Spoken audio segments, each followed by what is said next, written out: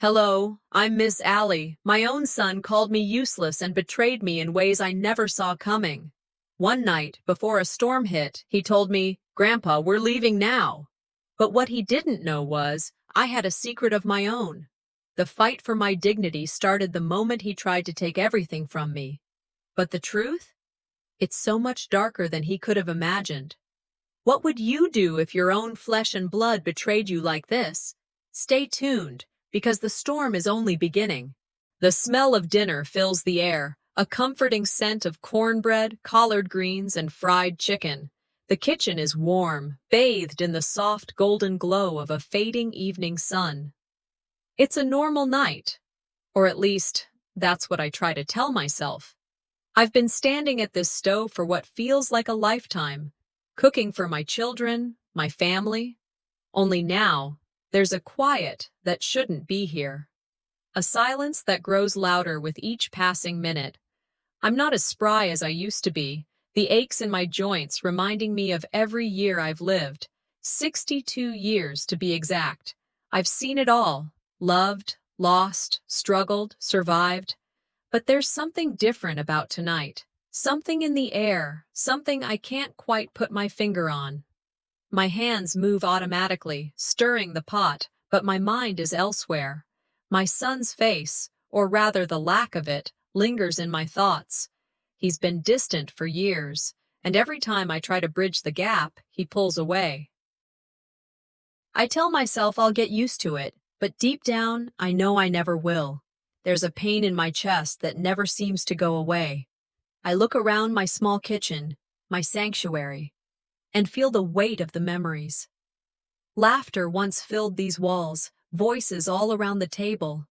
But now, it's just me, alone with the hum of the refrigerator and the soft clink of my spoon against the pot. My children, my blood, they've grown so far apart from me. From the woman who sacrificed everything to give them a life. I wonder if they'll ever realize what I gave up for them. I glance at the clock on the wall. It's almost time. I hear the front door creak open. Heavy footsteps.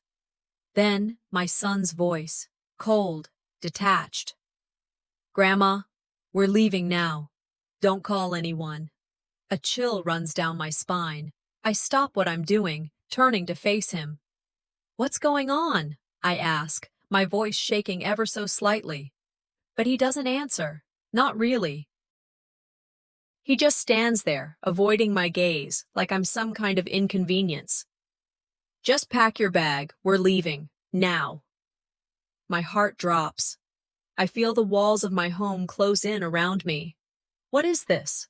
What has changed? Why does he sound so off? I've been patient with him. I've let him pull away, given him space.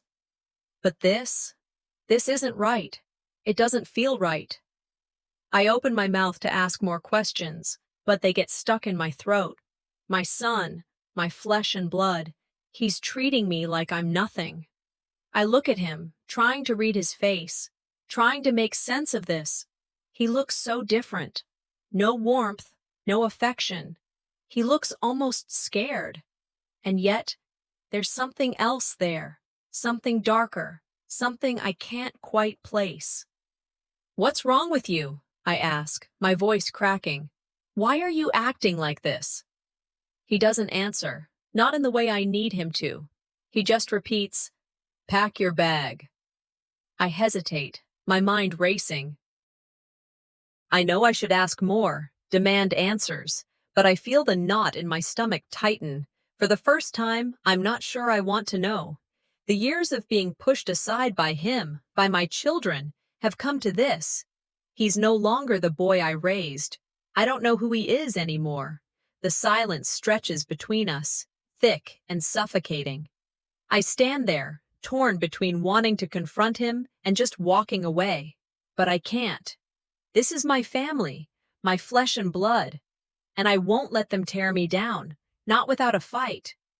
But still, I pick up my purse. I don't know what's happening, but something tells me I need to go. I need to leave, even if I don't know where. As I pack, the ringing of my phone interrupts my thoughts. I don't recognize the number. I almost let it go to voicemail, but something in my gut tells me to answer. Mom, my daughter's voice crackles through the phone. Where are you? Why aren't you answering your phone? I glance at my son who's watching me, his arms crossed. He's already shaking his head, warning me not to pick up, but I can't help it. I have to know. Mom, are you okay? She continues, her voice trembling. You need to. Before she can finish, my son steps forward and yanks the phone from my hand. Don't answer them, he says, his voice sharp. I stare at him, stunned. What's going on? I ask again. But this time my voice isn't pleading, it's demanding. But he just shakes his head, frustration building in his eyes. Just pack your bag. A million thoughts rush through my mind, but none of them make sense. What is he doing? Why is he shutting me out? I've been his mother for over 30 years. I've cared for him, loved him, even when he didn't deserve it. And now, in this moment, he's treating me like I'm nothing, like I'm expendable. I finish packing, my mind a swirl of emotions, anger, betrayal, confusion. I want to shout, to scream at him, but I don't. I hold it all inside. He's my son. I can't lose him. But maybe, just maybe, I already have. As I zip up my bag, I catch a glimpse of something in the corner of my eye. It's a family photo, tucked away on the mantel. I don't know why it hits me so hard, but it does. I remember the laughter, the love we once shared, and I can't help but wonder, where did it all go wrong? The sound of a car door slamming outside breaks my thoughts. My heart skips a beat. Something's not right. I stand frozen for a moment, staring at the window, trying to make out the figure outside. The storm is picking up, the wind howling, but it feels like a different kind of storm, one that's been brewing for years. I look at my son, who's still standing there, staring at me. He's not saying anything now, but his eyes speak volumes. And then, as if on cue, a figure steps up to the door. Someone I don't recognize. My breath catches in my throat. Who is it? What does this mean? What's happening to my family?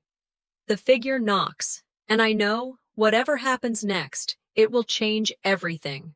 The knock on the door echoed through the house, deep and unsettling, like a drumbeat warning of a storm ahead. I froze. The storm outside had reached its peak, and the wind howled against the windows. But it was the figure standing at my door that made my skin crawl. It wasn't a sound I was expecting. Not now, not like this. I glanced at my son, who stood there in silence, looking anywhere but at me. His face, typically unreadable, now seemed to be contorted with an emotion I couldn't quite decipher. His hand gripped the doorframe, his knuckles white with tension. I could feel the weight of his presence without even needing to look. The knock came again, louder this time, more urgent. There was something desperate in it. "Who is it?" I asked, more to myself than to him. But he didn't respond. His lips were pressed tight together, his eyes fixed on the door, as if trying to pretend it wasn't happening. I stood, slowly, my joints aching, but my instincts sharp. The unease that had been growing inside me all evening shifted, becoming something heavier, something I couldn't ignore anymore. Whatever this was, it had gone far beyond a simple family squabble. With a deep breath, I made my way to the door, each step seeming to slow time itself. The storm outside screamed in fury, but it felt as though the air in my house had thickened, each second dragging on like a bad omen. When I opened the door, I didn't know what to expect, but I certainly wasn't prepared for what I saw. A familiar face, one I hadn't seen in years, stood there, drenched from the rain, holding a small, weathered box in their hands. It was an old family friend, someone who had been close to my late husband, someone I thought had disappeared from our lives long ago. "Ms. Allie," the visitor said, voice soft, almost apologetic. I'm sorry to just show up like this, but I've got something for you. The box was old, worn with age and time, as though it had traveled through years of memories and moments that had been forgotten. He hesitated, as though he knew the weight of what he was about to do. I stared at him, confusion clouding my mind. Why now? After all these years? He shifted uncomfortably on his feet, glancing at my son before stepping forward, offering me the box.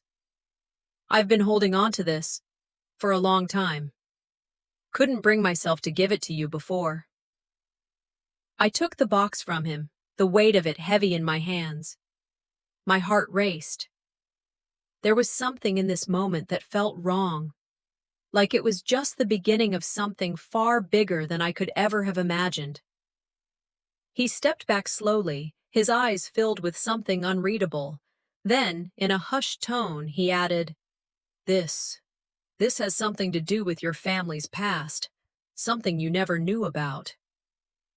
I didn't know how to respond to that. He knew too much, more than anyone should.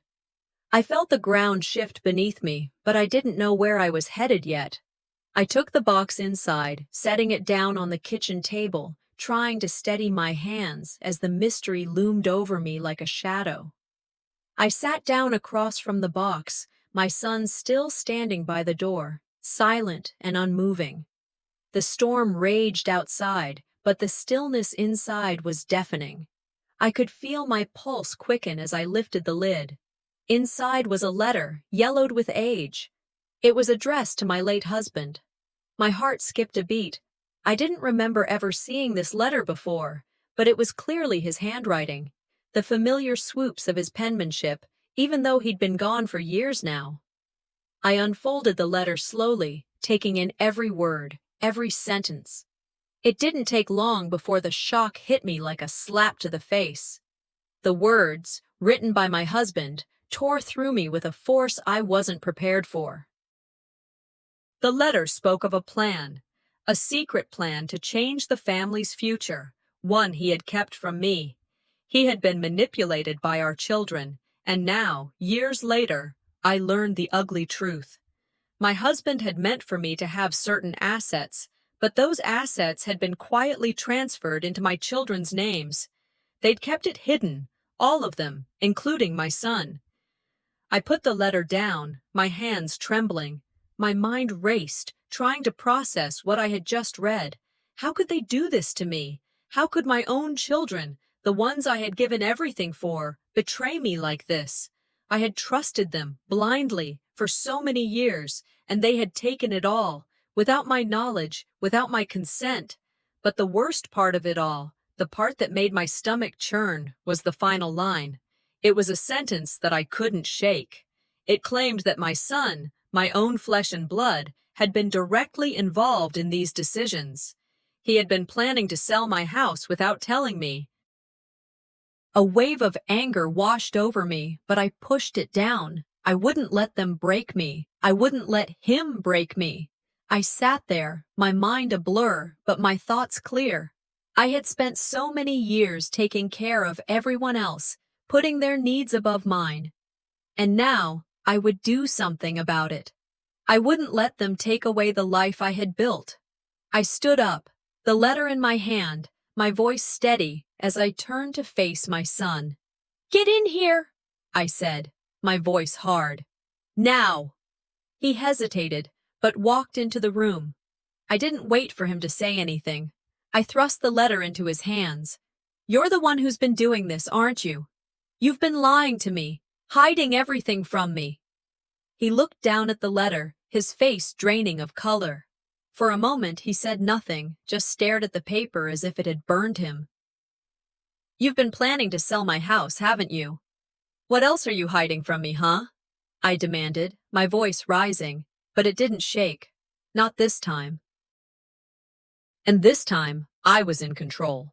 He opened his mouth to speak, but the words didn't come. His face twisted in anger, and then, without warning, he snapped, "Don't pretend you understand. You're just too old for this, Mom. You can't keep up with things anymore." He spat, his words venomous. I felt every word like a slap to my face, but I didn't back down. You're wrong. I've never been weaker than you think, and I'm not going to let you use me like this anymore. The words hung in the air between us. The storm outside continued to rage, matching the fury inside me. You can take everything I've built, I said, my voice cutting through the storm like a knife, but you will never take my dignity. The silence that followed was thick, heavy. My son stormed out of the house, leaving me standing alone in the kitchen, my heart pounding. I looked around at the life I had built, the life they were trying to take from me, and I knew, in that moment, the power was still mine. It always had been. The wind outside continued to howl, battering against the windows of my house as if it, too, knew something was about to change. The house, normally a haven of warmth and comfort, felt colder now, as if the very walls were holding their breath, waiting for the storm to break. I stood by the window, staring into the night, watching the trees sway violently in the wind. I could feel my heart racing, the adrenaline from my confrontation with my son still coursing through my veins. My mind was a storm of its own. My son, my own flesh and blood, betraying me. How could he do this to me, to us? I had spent my whole life sacrificing for my family, but all of that, all those years of love, had been reduced to nothing. The words he had said to me, sharp and cutting, echoed in my mind. You're just too old for this, Mom. You can't keep up with things anymore. I wasn't sure which hurt more, the betrayal or the realization that he had never seen me for who I was, only what I could give him. But now, I knew that this wasn't just about money. This was about power, control, and the brokenness of a family that had forgotten what it meant to care for each other. I reached down to pick up the letter again, feeling the weight of its words, the truth, the shattering truth. My husband had been planning to set things right. He had been trying to protect me, but somehow all of it, his efforts, his intentions, had been twisted. The assets he meant for me were stolen, hidden from me by the people I trusted most, by my own children. I clenched my fists, standing tall. No more. I wasn't going to stand by and let them take everything from me. I couldn't. I had to fight back. The decision felt like a spark, small, almost insignificant, but with the potential to set off an explosion. And I wasn't afraid to let it explode. I turned away from the window, my mind already racing with plans. But my thoughts were interrupted by the sound of my phone ringing. The caller ID wasn't a number I recognized, but something in me told me it was important. I answered the phone, my voice steady. Hello? Miss Allie? The voice on the other end was familiar, but I hadn't heard it in years. It was an old friend, someone from my past, someone I never expected to hear from again.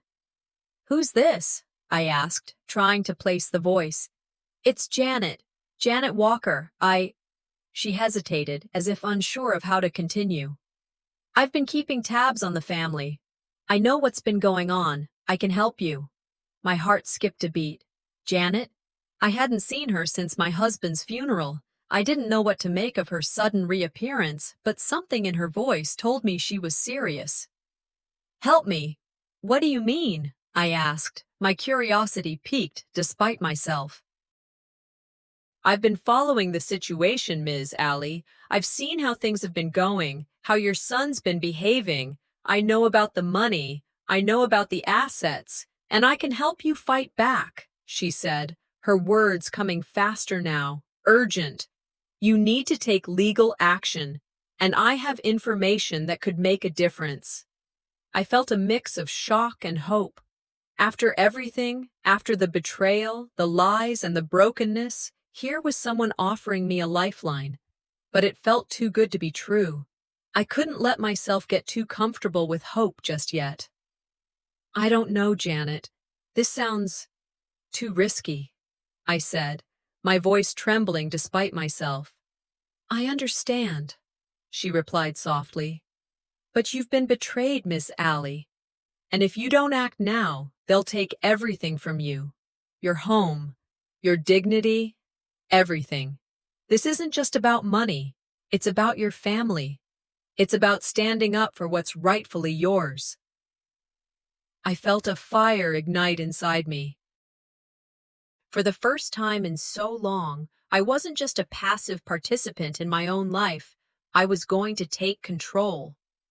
"I'll meet you," I said, my voice firmer now. "Where?" We arranged to meet the following morning, and after hanging up, I stood there for a long while, letting the weight of the decision sink in. I had a choice to make. I could back down, let them walk all over me, or I could fight. I didn't need to think about it long. The storm outside intensified, as if urging me on. I walked to my desk and began going through old family records, bank statements, property deeds, letters, looking for anything that could help me. The documents were scattered across the desk, each one a reminder of the life I had built and now had to defend. Then, I found it. One document stood out from the rest. It was a transfer of assets, signed by my son. It was the smoking gun I needed. I stared at it for a moment, feeling the weight of it in my hands. My son had stolen from me, and now I had proof. I took a deep breath and set the document down. This was it, the moment I had been waiting for. But then my phone rang again. I didn't recognize the number this time either, but when I answered, I knew it could only be one person. "Miss Allie?" My son's cold voice came through the phone. "I know what you're doing, and I'm warning you. Stop. Don't go any further with this. If you do, you'll lose everything. I'll make sure of it." I felt a chill run down my spine, but it wasn't fear that gripped me. It was something else, something stronger, defiance. "You can try," I said, my voice steady, "but I won't stop. You won't get away with this." The line went dead, and I stood there, the phone still pressed to my ear. My son had threatened me, but I wasn't afraid anymore. I was ready for whatever came next. I looked around the house, the place that had once been my sanctuary, my home. The place they thought they could take from me. I wasn't going to let that happen. I walked to the window, staring out into the storm. I could feel the power building inside me. This wasn't just a fight for my property anymore. This was a fight for my life, my dignity, my right to be seen as more than just a mother, more than just someone they could use and discard. I was done being overlooked. I was done being pushed aside. The storm outside raged on, but inside, I felt something else, a calm, a certainty that I was ready for the battle ahead. I wasn't backing down. Not now. Not ever. The morning was unusually still, the calm after the storm that had raged inside me all night. The wind had stopped, but the weight of what I had decided to do lingered in the air like the remnants of a storm that hadn't fully passed. I sat at my kitchen table, a strong cup of coffee in hand, staring out the window, watching the sun start to break through the clouds. It was the first quiet moment I had had in days, and I took it in. The realization that I couldn't back down anymore settled over me like a cloak. I had no choice but to face the fight head on. If my family thought they could take my dignity, my home, and my legacy from me, they had another thing coming. I wasn't going to let them win without a fight. I had spent too many years in silence, too many years feeling like I didn't matter, but that ended now. I reached for the papers scattered across my dining table. The evidence was all laid out before me, a stark reminder of the web of lies and manipulation my own son had woven. I was going to take control, not just of the house, but of my life. I couldn't undo what had been done, but I could damn well make sure they wouldn't get away with it. I picked up a framed photo of my late husband. His face smiled back at me, as kind and steady as I remembered. His voice echoed in my mind. "You're stronger than you know, Allie. Don't let anyone forget that." His words were the anchor that kept me grounded, reminding me of the strength I had always had, even when I didn't believe it myself. I had promised myself years ago that I would never let anyone take my power. Not my children, not anyone. Today, I was going to make good on that promise. I placed the photo back on the shelf and pulled out my phone. I dialed Janet's number. She had agreed to meet me today, and I needed to be prepared. This wasn't just about defending what I had. It was about securing my future, my voice, and my place in this world. No one, not even my own flesh and blood, was going to take that from me. The call went through, and Janet answered quickly. "Miss Allie, ready for today?" she asked. "I'm ready," I replied. My voice was firm, no hesitation. I had made up my mind. Janet's voice softened. "Good. I've got some more information that will help you. It's time to take the first step." I hung up after setting up the meeting. The next part was the hardest, actually going through with it. But for the first time in years, I felt something I hadn't felt in a long time. Empowerment. It wasn't just the weight of the battle ahead, but the realization that I was finally in control of my own fate again. I spent the next few hours preparing, organizing the documents I had gathered. Each piece of paper, each piece of evidence, was another step toward reclaiming my life. I didn't allow myself to feel afraid or overwhelmed. No more fear, no more being the silent matriarch in the background. I was taking back what was mine. The knock on the door was sharp, breaking the silence of the house. I had been expecting it. I had prepared for this. The moment had arrived. When I opened the door, I saw her. Janet, standing there with a determined look in her eyes. She was carrying a small, weathered box, which she handed to me without a word. "Is it time?" I asked, my voice steady but laced with the nerves I wasn't about to show. Janet nodded. "It's time." We moved to the kitchen, and she sat down across from me. I opened the box carefully, my hands shaking just a bit.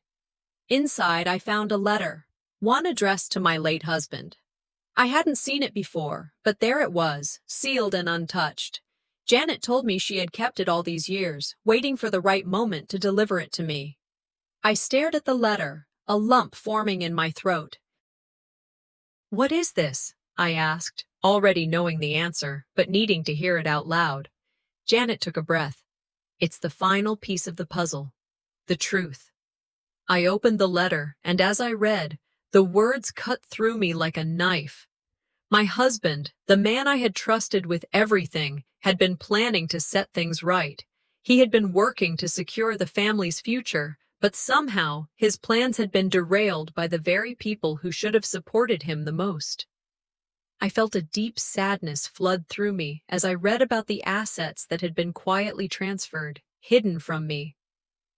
But it was the last line that hit hardest, the one that said my son had been involved, that he was planning to sell the house I had called home for so long. The house that held every memory, every laugh, every fight, every moment of my life. I set the letter down, my heart heavy with the weight of betrayal. "I can't believe it," I whispered. Janet nodded solemnly. "I've been keeping an eye on things, Ms. Allie. Your son has been slowly liquidating family assets for years. He planned to take full control of everything after you're gone." My mind raced, the anger bubbling up inside me, but I refused to let it consume me. I couldn't let this break me. I had to stay strong. "No more," I said, my voice firm. "He won't get away with it. I'll fight back." Janet's eyes were filled with resolve. "We're in this together. I'll help you every step of the way." The next few hours passed in a blur. I hired a lawyer, someone I trusted to fight for me. The lawyer reassured me that I had a solid case, but warned me that it wouldn't be easy. The battle would be long and hard, but I wasn't backing down. It wasn't long before my phone rang again. This time, it was my son. His voice, cold and detached, sent a shiver down my spine.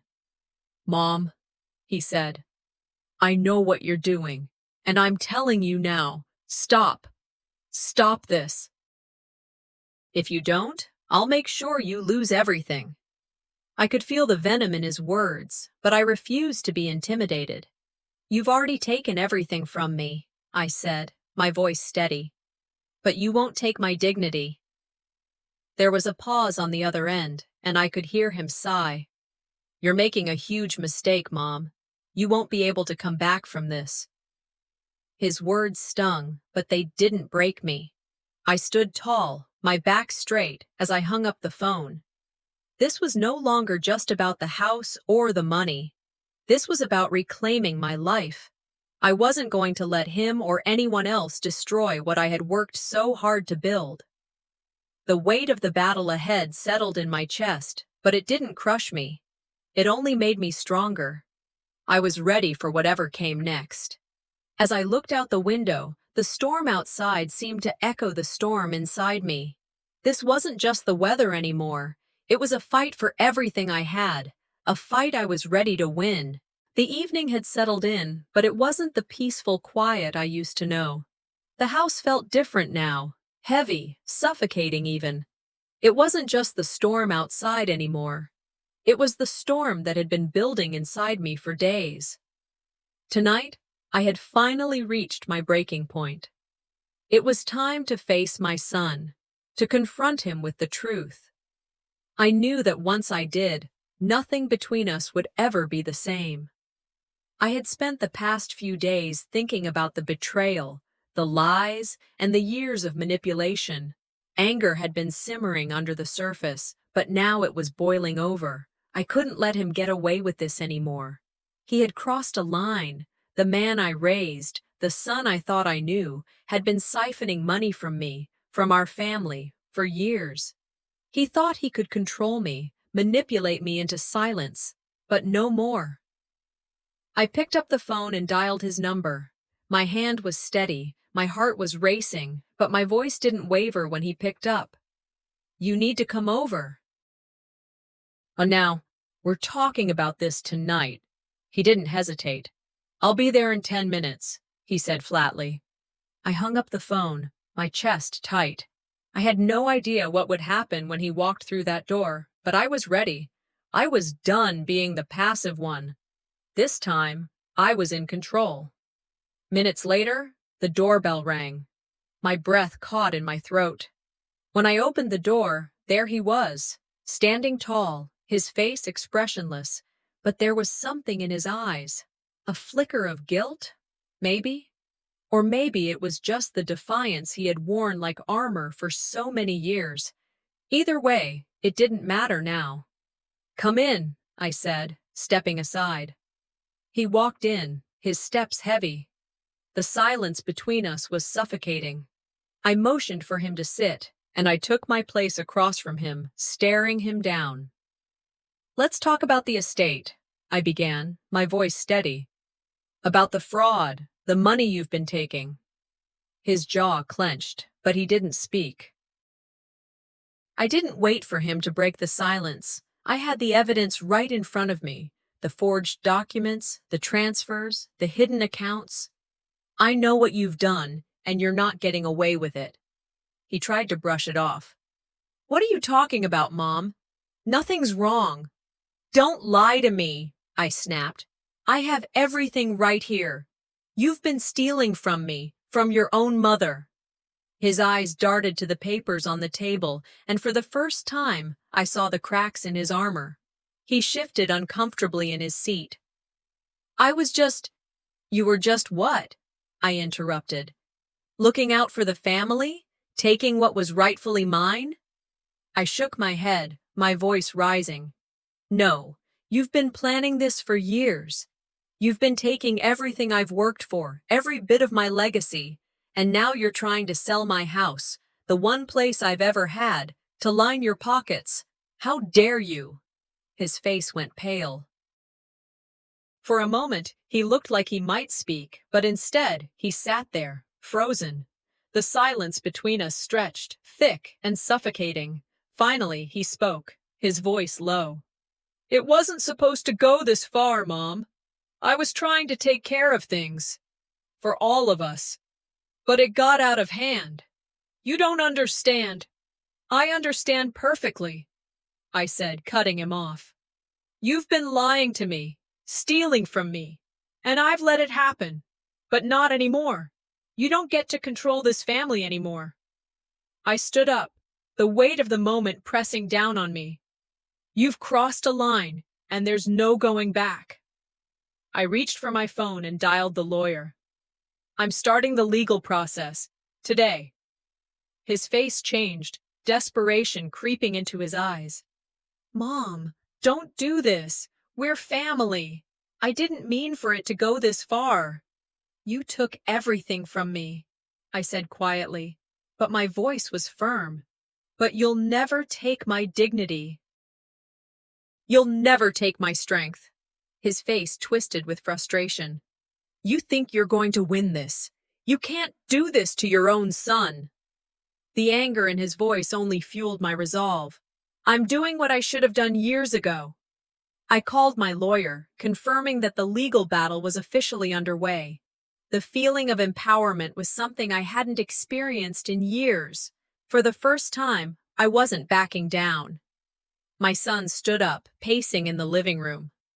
This is crazy. You'll regret this, Mom. You'll lose everything. I remained seated, my posture straight, my gaze unwavering. You already took everything. But I'm not losing this fight. The words hung in the air like a declaration. I had finally taken control of my life. My son stormed out, slamming the door behind him. I sat there, in the silence of the house that no longer felt like a home. My heart pounded, the adrenaline still coursing through my veins, but there was something else, something deeper. A quiet sorrow. I had just lost my son, not in the way I had expected, but in the only way it could have happened. I looked around the room, at the house that was once full of laughter, full of love. It wasn't just bricks and mortar to me, it was my life, and I wasn't going to let him take that away. The phone rang again. I didn't have to check the caller ID to know who it was. It was his lawyer, calling to discuss the next steps. I answered, and the lawyer told me that my son had already made moves to discredit me. He planned to contest everything I was doing, to bring in outside forces to try and ruin my credibility. I hung up the phone and stared out the window. The storm outside had intensified, the wind howling as if it too was warning me of the battle ahead. This wasn't over. It was just beginning. And I was ready. The morning light broke through the window, but it felt colder than it ever had before. The house felt colder too, empty, distant, like a shadow of what it used to be. I had spent the past few days reflecting, my mind racing, my thoughts clouded. But today, everything felt different. Today, I was ready. Ready to fight for what was mine. Ready to take the first step toward reclaiming my life, my dignity, my future. I looked around the living room, my gaze lingering on the old family pictures lining the walls. Each frame was a reminder of the life I had built, of the sacrifices, the love, the years spent raising my children. And now, one of them was trying to take it all away. The betrayal still stung, but the pain was starting to turn into something else, something stronger. I picked up my phone and dialed my lawyer. The legal battle was about to begin in earnest. No more waiting, no more second-guessing. I had already gathered the evidence, and now it was time to take action. My son had made his move. Now it was my turn. I hung up the phone, the weight of the decision pressing down on me. I wasn't just fighting for a house. I was fighting for everything I had worked for, everything that had ever mattered to me. And no matter how hard it got, I wasn't going to back down. As I set the phone down, a sudden ring interrupted the stillness of the room. I answered without hesitation, and it was my sister on the other end. Her voice was steady, but I could hear the concern in it. Allie, I've been watching everything unfold. I know what's going on, and I'm ready to stand with you, she said. I felt a small flicker of relief, family. A small but vital piece of this puzzle. We'd always been there for each other, even when life threatened to tear us apart. I had no idea what would happen next, but having her on my side made everything feel a little more bearable. Thank you, I said quietly. This is going to be a long road, but I won't let him get away with this. We have to fight. I'm with you, Allie, every step of the way, she replied. I knew then that I wasn't alone in this fight. Together, we would take back what was ours. The hours passed quickly as I gathered everything I needed for the legal battle. Documents, evidence, financial statements, proof of everything my son had done. I had everything lined up, and the pieces were starting to fall into place. I met with my lawyer later that afternoon. We went over the details of my case, making sure every document was in order. His reassurances helped, but deep down, I knew this would be far from easy. My son had made sure of that. He'll fight back, my lawyer warned. But with what we have a strong case. I nodded, feeling a spark of hope for the first time in weeks. We're not backing down, but no sooner had we finished the meeting than I got the first sign that my son was already retaliating. His lawyer was already on the phone, challenging my will and calling my mental state into question. They were trying to discredit me, to make me seem unstable. I took a deep breath.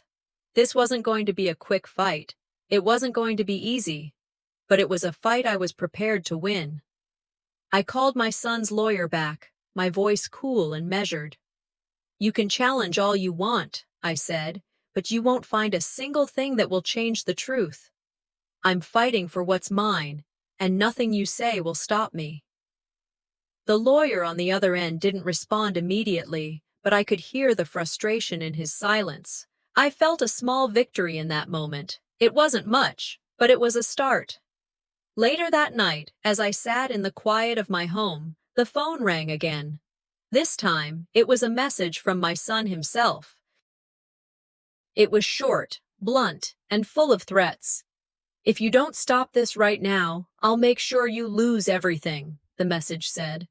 I'll make sure you never see a dime of your inheritance. You're making a huge mistake, and you'll regret it.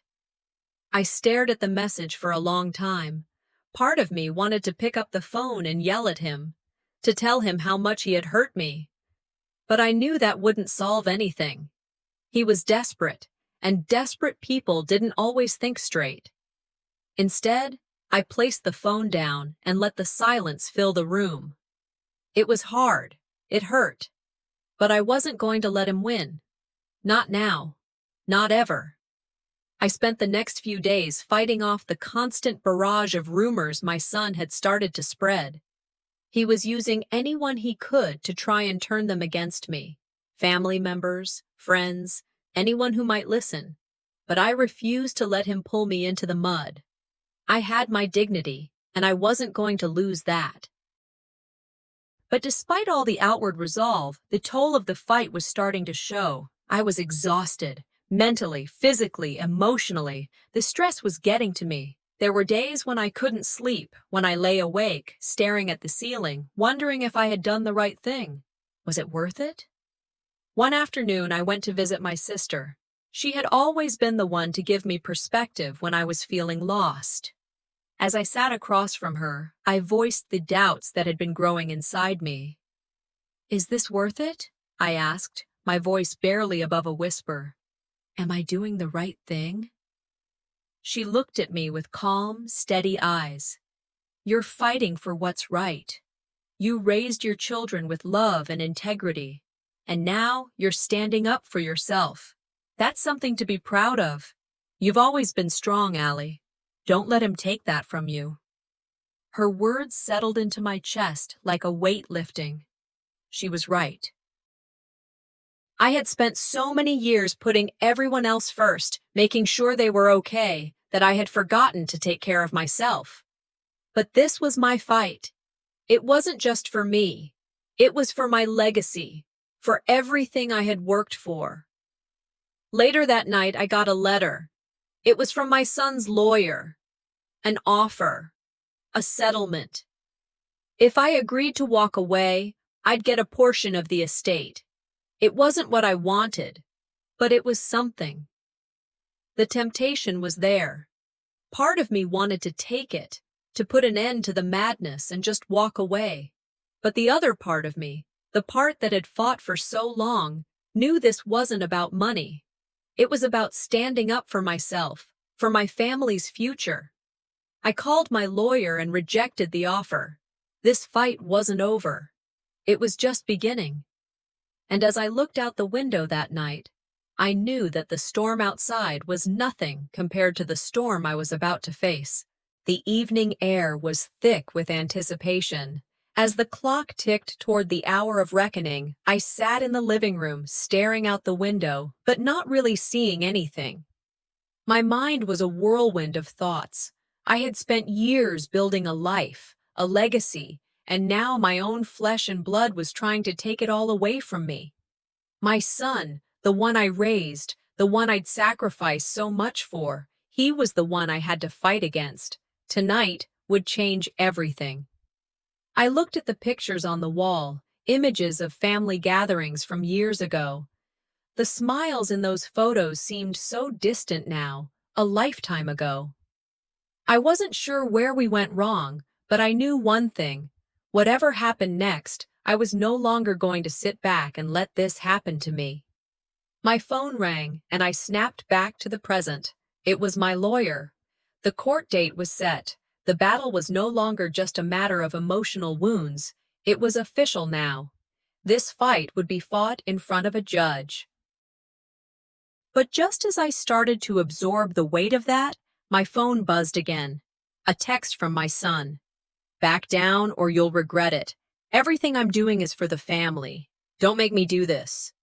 I stared at the message for a moment, a mix of anger and disbelief washing over me. How far would he go to manipulate me? How far would I let him go? No, I wasn't backing down.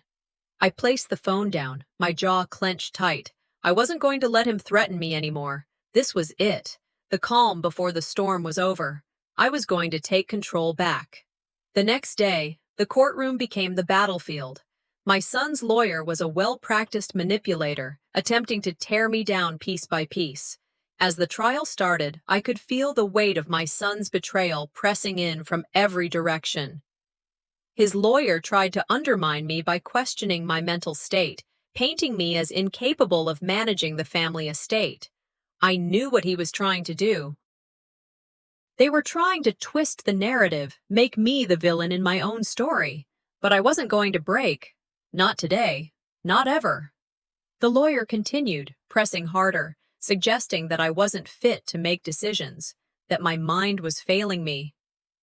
But I stayed calm, steady. I wasn't going to let him see me sweat, not when my whole life was at stake. Then, the turning point.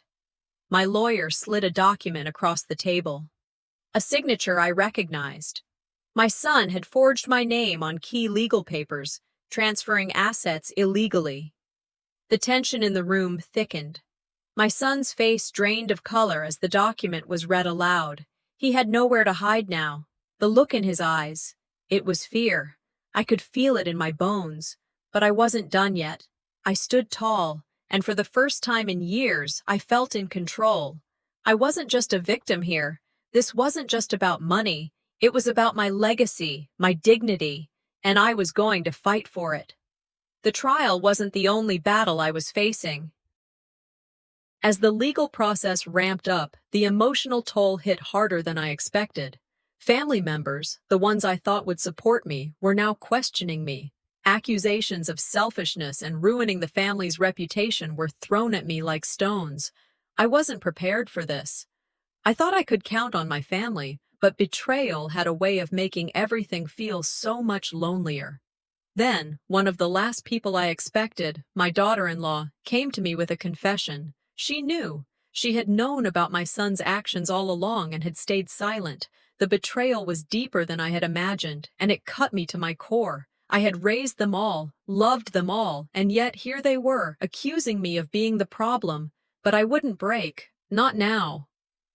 I found a small moment of solace in a letter my late husband had written to me years ago. It was a reminder of my strength, of all the battles I had fought and won before. I had come this far.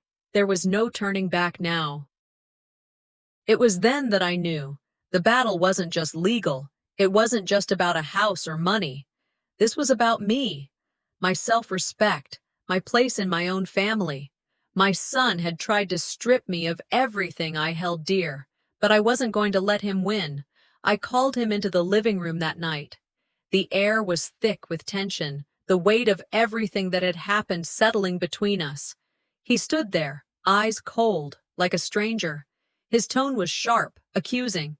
He demanded that I accept his terms, the settlement that would allow him to take everything, leaving me with just enough to walk away quietly. I had heard enough. "You've already taken everything from me, but you'll never take my dignity," I said, my voice steady and unwavering. His face twisted, and the fury in his eyes was unmistakable. "You're making a mistake, Mom. You'll regret this." I stood my ground. "You may think you can force me into submission, but I won't be bullied." "Not anymore." The door slammed behind him as he stormed out, vowing that I'd regret my decision. But I wasn't afraid anymore. I had made my choice, and I was ready to face whatever came next. The night before the final showdown in court, I stood in front of the mirror, adjusting the hem of my blazer, my hands steady, but my heart racing. This wasn't just about money anymore. It wasn't even just about the estate. This battle had become about me, about my pride, my identity, and my place in this family. What I was about to do would either tear us apart completely or set me free. Either way, I couldn't back down. The phone rang, and for a moment, I froze. It was a message from my son. I didn't even have to read it to know what it would say. He was asking me to stop, trying to manipulate me once again. I didn't respond immediately. Part of me wanted to ease the tension and just make it all go away. But I couldn't. Not this time. Not after everything he'd put me through. Instead, I took a deep breath and remembered what my late husband used to say. "You've got more strength than you know." It had always been true. Now, I just had to remind myself of it. I glanced at a framed photo on the wall, a reminder of happier times when the family was whole. But that version of us was gone, and I was done mourning it. Tomorrow, I was going to reclaim what was mine. Just as I was about to head out the door, I heard a knock. My heart skipped. I opened the door to find my son standing there, his face tight with tension. The look in his eyes was both defiant and desperate. This was it, the final confrontation. The courtroom was cold, stark, and silent. I walked in, my steps measured and sure. I wasn't the nervous woman I used to be. I was ready to fight for everything I had worked for. My son sat across the room with his lawyer, the same smug expression on his face, but I saw the flicker of doubt in his eyes. I wasn't going to let him hide anymore. The proceedings began, and I could feel the weight of every eye in the room. His lawyer went first, trying to discredit me. They painted me as an unreliable matriarch, someone incapable of managing her own life. But I was calm, collected. They couldn't break me. Then came my moment. I handed over the bank statements, the proof of his theft. The room went still. His lawyer tried to deflect, but I had already won. The evidence was clear. My son had been embezzling from me, from his own mother, for years. His face went pale as the documents were read aloud. The shock in his eyes was priceless. The lawyer stammered, but I was already one step ahead. I leaned in, my voice steady, cutting through the tension. "You've been lying to me for years, trying to steal everything from me. You thought I wouldn't fight back, but you were wrong." As the room buzzed with murmurs, an unexpected witness was called to the stand, my best friend from years ago. She testified about my son's deceit, exposing more of his actions. Her words were sharp, and the impact was immediate. My son was cornered, and I could see the fear now. It was finally sinking in that he had underestimated me. After the trial, I returned home, the weight of everything still heavy on my shoulders. My phone was flooded with messages. Some were from family members offering support, but others were condemnations.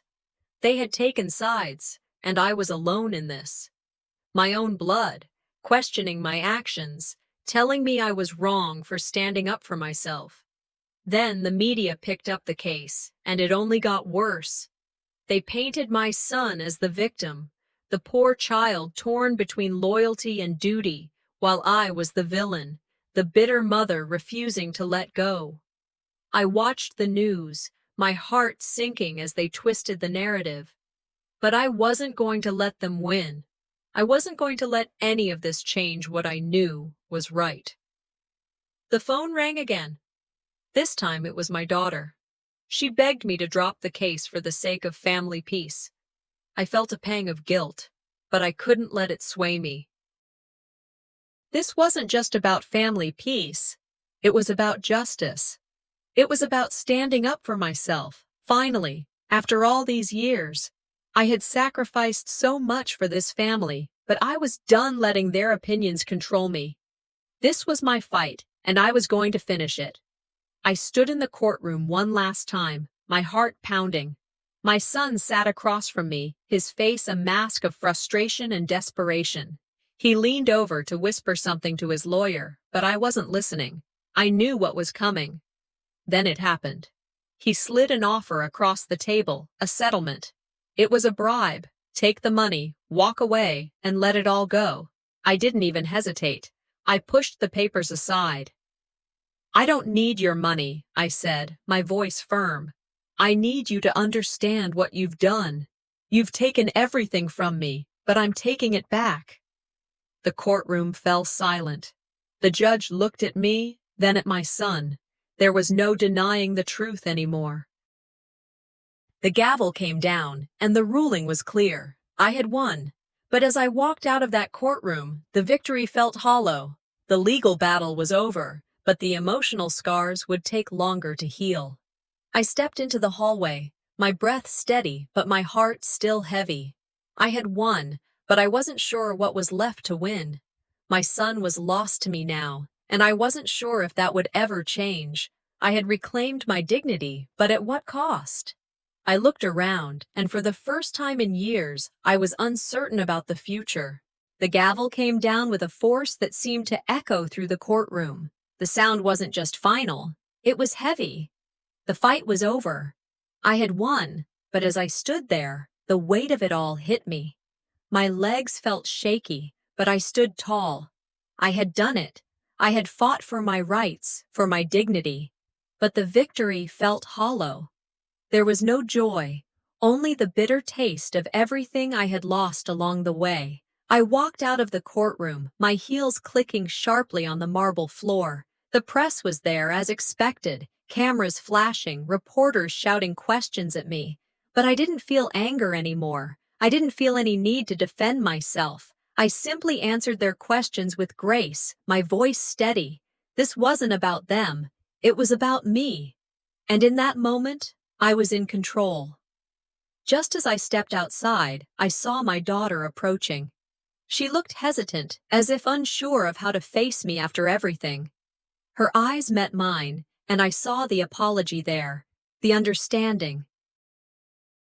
"I'm sorry, Mom," she said softly. "I was wrong to doubt you." I nodded, not trusting myself to speak. My emotions were still raw, but hearing her say those words, hearing her acknowledge my strength, was enough. It was a small victory in its own right. We stood there in silence for a moment, then she hugged me. It was tentative, but it was a step forward. As I left the courthouse, the weight of the decision was still there. My son had tried to reach out again, sending a message that I should stop this madness and think about what's at stake. I was torn. My heart ached with the thought of everything that had happened between us, but I knew I couldn't forgive him. Not yet. Not after everything he had done. Maybe one day, but not now. That evening, I sat in my favorite chair, the house quiet around me. The courtroom drama had been loud, relentless, but here, in this stillness, I could finally breathe. I stared at the empty space in front of me, lost in my thoughts. The victory felt like a distant echo now. The fight had taken so much from me, my trust, my peace of mind, my family. But I had done it. I picked up the letter that had come earlier in the day, one from my son. It was full of regret, begging for a chance to rebuild our relationship. It was tempting, the idea of forgiving him, of healing the wounds. But was it too late? I wasn't sure. I thought of the advice my mentor had given me years ago. Healing doesn't mean forgetting, it means moving forward. I put the letter down. Healing was a choice I had to make for myself, not for him. As I began sorting through my things, deciding which items to donate, I realized I was shedding more than just physical belongings. I was letting go of the past, the pain, the betrayal. The old me, the one who had been afraid to stand up for herself, was gone. Then my phone rang again. It was an old friend who had been following the case. She offered her support, and for the first time in a long time, I felt a flicker of hope. Maybe there was a way to move forward, but could I truly forgive him? Was it possible? I stood outside my son's house, my hand hovering over the doorbell. I had come this far, but was this the right moment? I wasn't sure. But the silence between us, the distance, it was killing me. It was time to confront it, to confront him. The door opened. There he stood, looking different somehow. We stared at each other for a long moment, no words exchanged, just a shared understanding of what had passed between us. It wasn't hostility. It was pain. And maybe, just maybe, regret. We sat down, and I found the words I had been holding back for so long.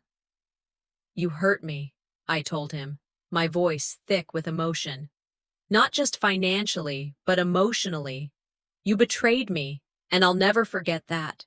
I don't know if I can ever forgive you, but you need to know how much this has hurt me." He didn't argue. He didn't try to deflect. He just looked at me, his face pale, his hands trembling. "I'm sorry, Mom," he said quietly. "I didn't mean for it to go this far. I don't know how to make it right." We sat in silence for a while, neither of us ready to take the next step. There were no easy answers. I could feel the tension in the air. What had been broken could never fully be repaired, but could we rebuild something? Anything? I left his house that night with more questions than answers. Forgiveness felt like a heavy burden, one I wasn't sure I was ready to carry. I had fought for my dignity, for my peace, but now I had to decide what to do with it. Could I find peace with him, or was it too late? I walked into my house, the decision weighing heavily on my heart.